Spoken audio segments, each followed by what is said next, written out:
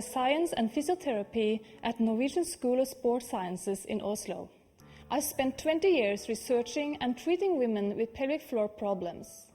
Over this time, I have applied many physiotherapy and exercise techniques to help women improve the tone and control of this important muscle group.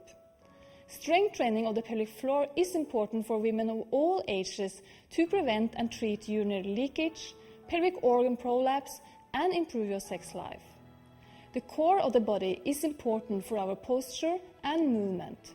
It includes the respiratory diaphragm on the top, the abdominal muscles in the front, the muscles of the spine in the back, and the pelvic floor at the bottom. Collectively, the core muscles are important for the stability of the spine, for posture and movement. The role of the pelvic floor muscle is to act as a structural support to keep the internal organs in place when we jump, run, sneeze or cough, and to close around the pelvic openings to prevent leakage. If the pelvic floor muscles are not functioning effectively, we may experience a lack of bladder control. The most common symptom is stress urinary incontinence, where leaks occur during physical effort. Even if you do experience leaks when you exercise, don't let it stop you being healthy and active. Choose activities which don't involve running and jumping while you are following this training program. Today, I want to teach you 2 techniques to improve bladder control. Firstly, the pelvic floor conditioning program, an easy-to-follow 20-minute routine that trains all the core muscles.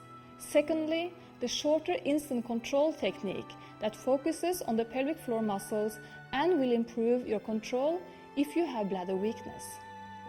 Before we start, you need to firstly locate your pelvic floor muscles and secondly understand how to contract the muscles correctly. The muscles go from the front of your pelvis back to your tailbone.